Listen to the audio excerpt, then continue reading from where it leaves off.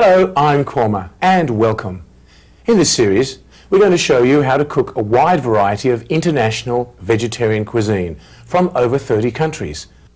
And in this edition, we're going to show you how to prepare an East meets West lunch consisting of savoury Cantonese fried rice, tofu steaks, and green split pea dal with spinach and coconut milk.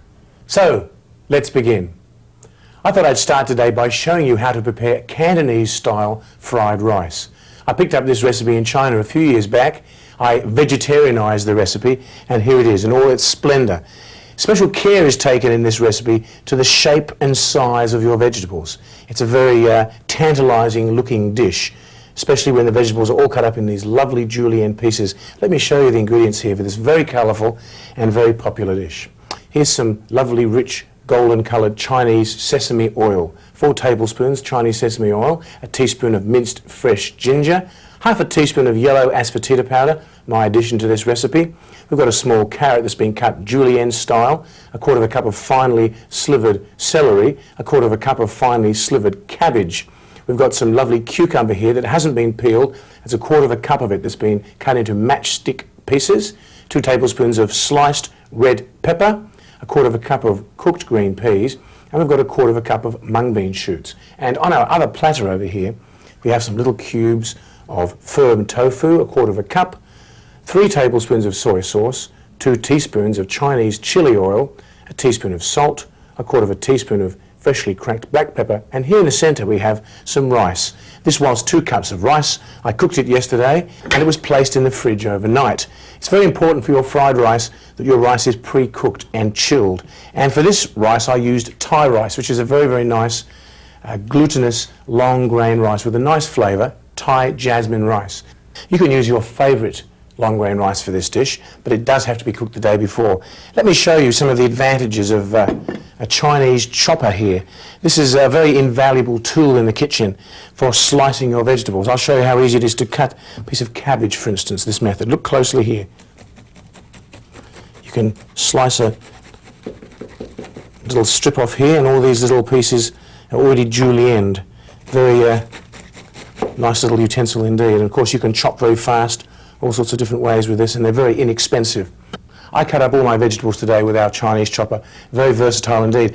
So the first thing I'm going to do is take a wok over here to our wok. Take a wok on the wild side here. This wok actually has been heating up for quite a while over our flame. It's radiating a whole cloud of heat. This is very important to have a hot wok for your wok fried rice. In fact, if you can get a hold of a wok ring, and if you happen to have a wok burner sitting in your kitchen, all the better. I have one in the restaurant, a big flame that comes out this high. That's ideal. Most ladies wouldn't have them in their kitchen, but anything hot enough to heat up a wok is required. First thing I'm going to do is pop a little lovely nutty flavoured sesame oil into our wok and start frying up a few things. So come close and watch. Like so. Oh, that's a hot wok. In goes the ginger. Our yellow asafoetida powder. Carrots.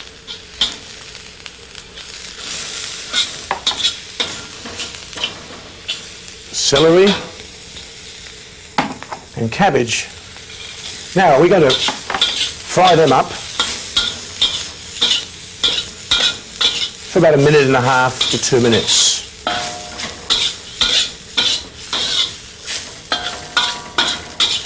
Wonderful aroma here. Okay, well this is looking good, don't you think?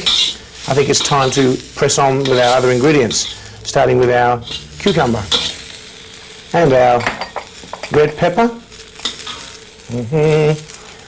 and our green peas and our bean shoots. It's good to keep the heat on here as full as you can. I haven't turned it down once. When you wok fry like this, it locks in all the flavour and the nutrition inside those vegetables. It's a very healthy way of cooking, actually. You only need to cook these up for 1 minute. And 1 minute is almost up now. 15 seconds to go. Looking very colourful. What to speak of when I add the other ingredients, which is just about now. Here we go.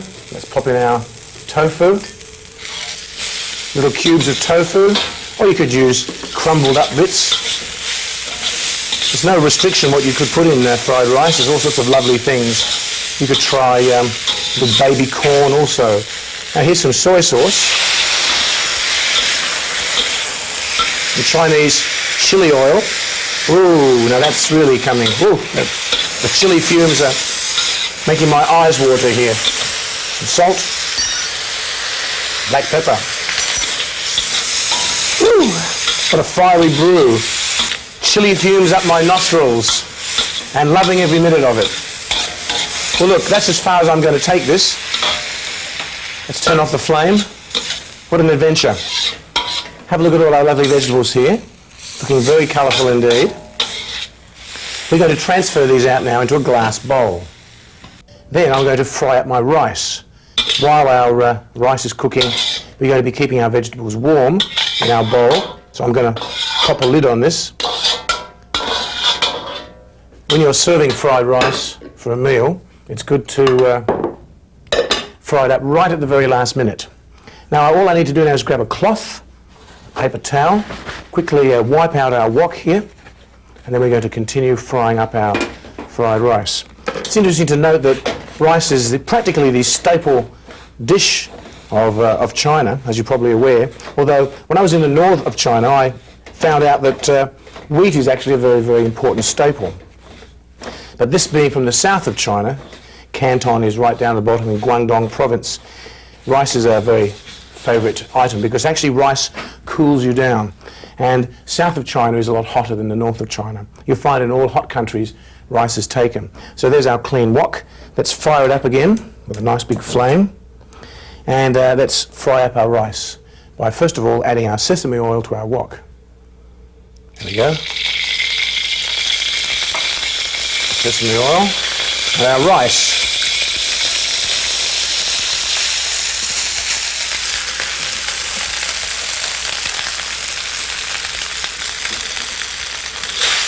Now we're going to fry up our rice until it's good and hot. It's important at this stage to note that because you cooked your rice yesterday, it's firmed up overnight. If you try to put in rice which is cooked too recently, at this stage it all starts sticking together and makes a mess. I'm going to fry up our rice here for about another 1 or 2 minutes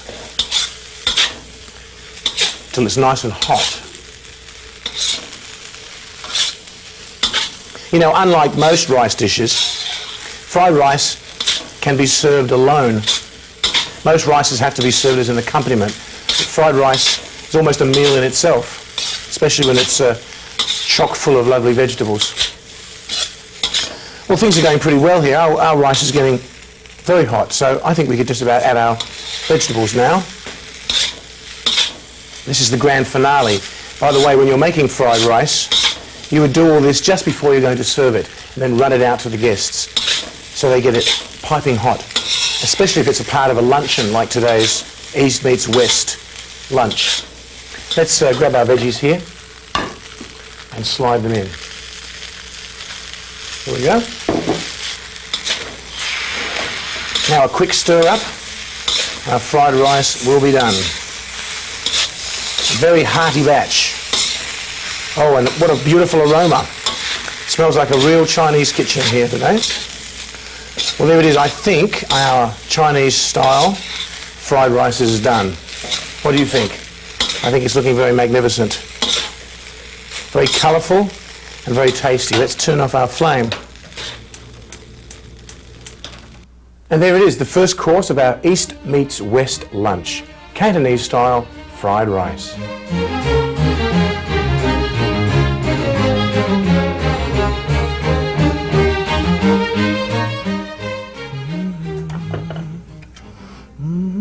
I'm going to show you now how to make a mouth-watering batch of succulent tofu steaks. These are really, really popular at our restaurant when we make them. In fact, we can never make enough of them. Succulent steaks of tofu are pan-fried and then soaked in a wonderful selection of different marinades and then baked in the oven till perfection. They're rich in protein and very, very delicious. Let me show you the ingredients here. This is the ingredients for our marinade, starting with our tamari. We've got 4 tablespoons of tamari. That's the Japanese variety of soy sauce. You can use standard soy sauce if you prefer. We've got half a cup of apple juice, half a cup of white grape juice, a tablespoon of ginger juice, a tablespoon of lemon juice, and a tablespoon of raw sugar. And over here on this platter, we have 2 tablespoons of corn oil, a quarter of a teaspoon of yellow asafoetida powder, and 2 big chunks of tofu here. There's 1 pound, 450 grams of very, very firm tofu. This tofu, by the way, is not to be mistaken for the silken tofu, the soft tofu. That doesn't hold up to the pan frying. This variety is being pressed. Sometimes it's known as dried bean curd. It's not actually dry, but it's a lot drier than the slimy variety, if I could use that term. So what we're going to do now is to cut our steaks to the right size. That's quite an easy process. Simply have to line up your knife like this and go like that. Especially if you have pieces of tofu this size, they're ready for action. Sometimes you buy tofu in different sizes. When you do shop for your tofu, find out something which can be cut in such a configuration. This quantity of tofu then makes 4 steaks. So the first thing we're going to do here is to take our corn oil and our asafoetida, maybe we'll take the whole platter, over to our pan, and we're going to heat up the pan and pan fry our little steaks of tofu. Nice flame underneath a good heavy pan. Let's pop in our oil, shall we? And we'll let that heat up for a few seconds. It's good to have it nice and hot. Let's bring in our tofu ready for action here. Now the asafoetida for this recipe is something which I've found to be very, very effective. Asafoetida is like a onion garlic substitute, and it seems to lend itself wonderfully to our tofu steaks here. Gives them a wonderful flavour. So let's pop in our asafoetida at this point, shall we? In we go, asafoetida. Let's pop in our tofu steaks now, shall we? 4 sizzling steaks of tofu.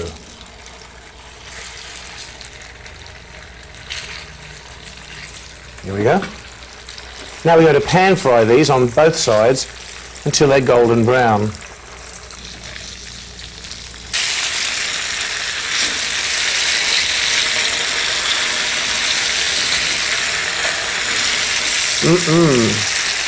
Let me continue on here. While I'm frying my tofu, I think I'll mix up our dressing ingredients. By the way, this is smelling absolutely divine. Let me see. Well, I think we could just about combine everything here. Let's get our tamari, our apple juice. This is a wonderful marinade, by the way. Our grape juice, there's plenty of it too. These little things really soak up. Ginger juice, lemon juice, and a little bit of raw sugar. This is so popular when we serve it.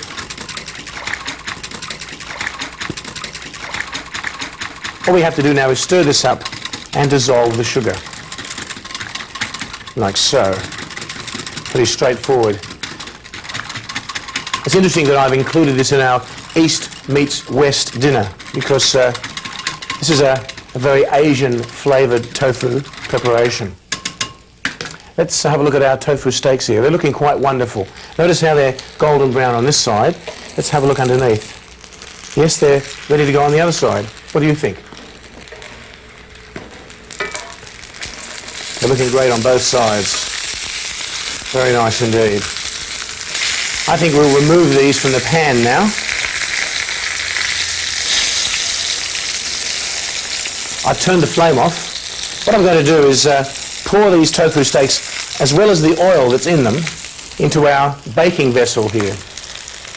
What I might do is spoon them in and pour the oil on top of them. This is an oven-proof dish, and I think, hopefully, I can fit all of them in here. There we go. This pan's getting very, very hot. Can hardly lift it.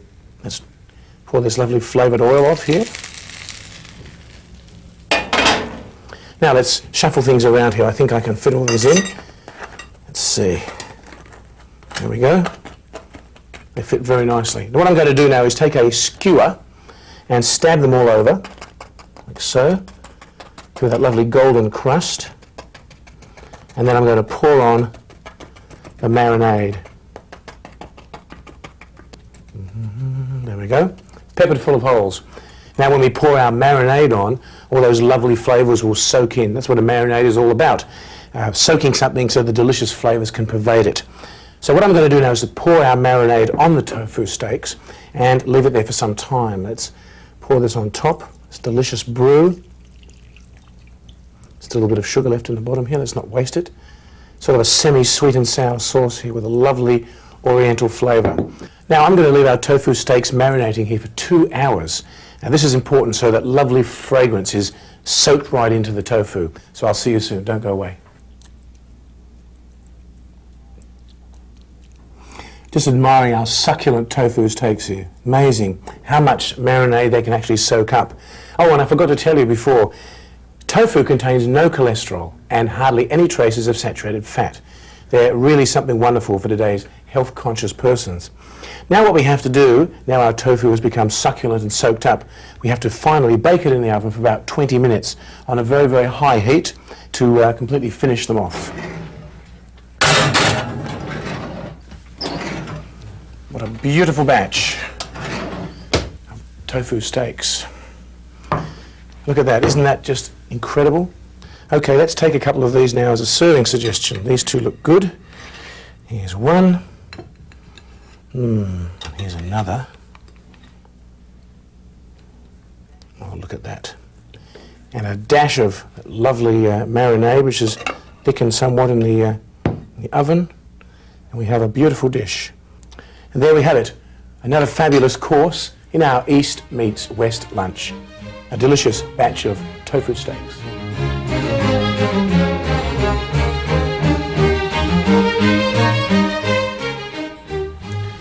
I'm going to show you now how to make a lovely soup. This is something which has been part of my repertoire for many, many years at our restaurant. Something which I developed over a process of trial and error for many, many years behind the stove. It's a split pea soup with spinach and coconut milk. Very, very sublime combination of flavours, textures and colours. Lovely green, fresh spinach, hearty, smooth puree from the split peas, and set off with some very nice flavourings and spices, and added with the smoothness of coconut milk. Let me show you the ingredients here for this wonderful soup. We've got a small bunch of spinach here that's yet to be washed and chopped up. Over here we've got a cup of green split peas that have been soaking in cold water overnight, and they've swollen up quite considerably. Over here on our platter we have, in this little teaspoon here, some minced fresh ginger. That's 1 teaspoon of that. A small hot green chilli that's been chopped up and de-seeded. A teaspoon of turmeric powder, 2 teaspoons of ground coriander seeds, 1.5 teaspoons of salt, 1.25 teaspoons of kalonji seeds, more about those later, 1/4 teaspoon of yellow asafoetida powder, a teaspoonful of fresh lime juice, 2 teaspoons of safflower oil. In the centre here we have a cup of coconut milk, and over in the pot here we have 6 cups of water that are going to be heated up for our soup. In fact, while I'm on the subject of heating up water for my soup, I'm going to do that right now. I just took it off the boil just before because the lid rattles a lot. Now, as I was mentioning before, our split peas, here they are. These are especially popular in this soup because they cook down to a lovely green, smooth puree. Very attractive coloured soup, and as I said, enhanced by these different spices. It's always very useful to soak your split peas the day before. In fact, that's essential, otherwise they take a long time to cook. These are known as dal in Indian cuisine because this soup itself is a type of Indian preparation. Any type of split bean or pea in generic terms in India is known as dal, and the soup or any dish made from those is also known as dal. So this is a green split pea dal. You can buy green split peas, of course, in any supermarket or any Indian shop where they're known as matar dal or matar ki dal. So while our water's coming to the boil, I thought I'd show you how to deal with a bunch of spinach. Spinach is generally very, very sandy and gritty, so I've got a bowl of water sitting here in the sink. I was going to show you the method of washing your spinach. First of all, fill up a bowl with cold water and plunge your spinach into it like so. There's different ways of doing it. I like to wash all my leaves while the stalk's still on. That means I can hold on to the stalks and easily fish out my spinach leaves, or whatever the vegetarian equivalent of fishing out is. I can veg them out. Let's dunk them up and down a few times. This is a particularly clean bunch of spinach. I'm astonished. A particular fruit shop that I go to get my spinach seems to provide a wonderful clean variety of spinach. Not much dirt in that one at all, so I think that's sufficient. Let's take it over to our cutting board here. Let's tear off the stalks, like so. Pop them aside. And now we just have to chop our spinach like so into little pieces. That's pretty straightforward. For those of you that have cooked spinach before, I'm sure you're familiar with the fact that when you cook it, it cooks down enormously. You might be wondering how I'm going to fit all that spinach in such a little pot, but it will shrink quite considerably. So the first thing I'm going to do here with my split peas that have been soaking is pour them into my sieve and drain off all the water. This is important. I like to cook my soup in fresh water. So there we are, all transferred. Now over here our water appears like it's boiling. It is. We're going to pop a few things in our soup, starting of course with our split peas. There we go. And while we're here, let's pop in our fresh ginger, like so. Wonderful fragrance. Lovely green chilies, minced up to perfection. The ginger and the chilies add heat to our dish and flavour. And our turmeric, like so, to give our soup a nice yellow colour. And our coriander powder. Give that a bit of a stir around. The other seasonings I'm going to add at the end. So our soup has come back to the boil, nice yellow colour. I'm going to be cooking this for about 50 minutes, I think, or until the peas are nice and creamy and smooth, and it's cooked down to a lovely puree. So why don't you join me then?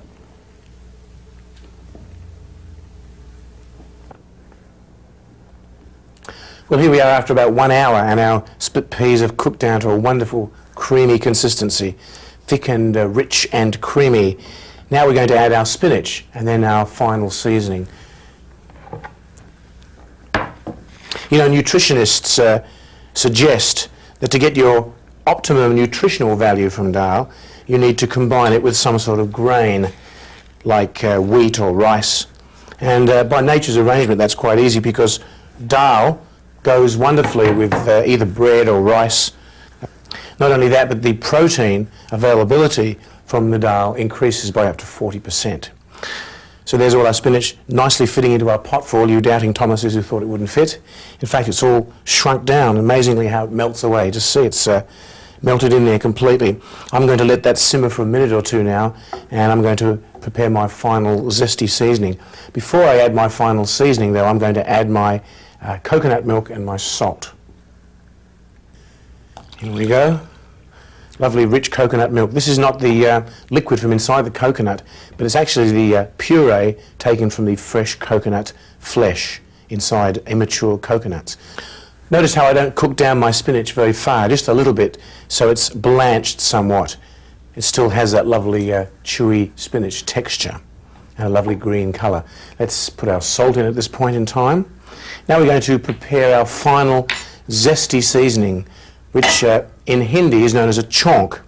This is an age-old method of seasoning soups. The system is that one heats up a little oil in a pan and then fries some of the whole spice seeds. This aids in the digestibility of the soup and the spices, and it adds a very, very wonderful flavour. So what we have to do now is to heat up our oil in our pan till it gets quite warm. Then we're going to fry up our kalonji seeds. A word about kalonji seeds.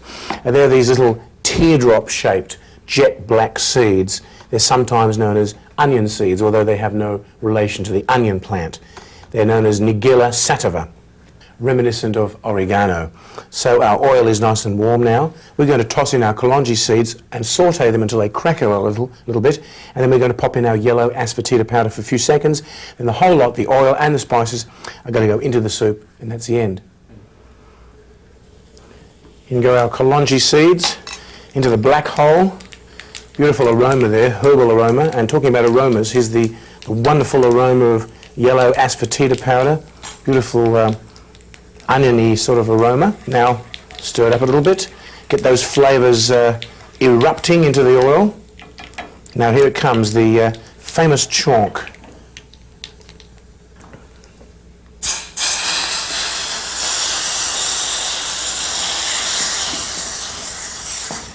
Quite an operation.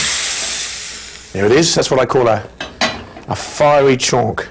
All those lovely fiery flavours have been absorbed now into that soup. Really gets the digestive juices flowing. There's one last ingredient here, slurp of lime juice to enhance all those lovely flavours. Let's turn off the flame here. It's time to pop it into our lovely soup crock sitting over here on our table. An interesting serving suggestion. This is a really, really hearty soup, and every time I serve this, it's very, very popular. People ask me for the recipe many, many times. I think this should just about fit. Look at that, wonderful fit indeed. And there it is, a hot steaming batch of creamy green split pea soup with spinach and coconut milk. It's lunchtime.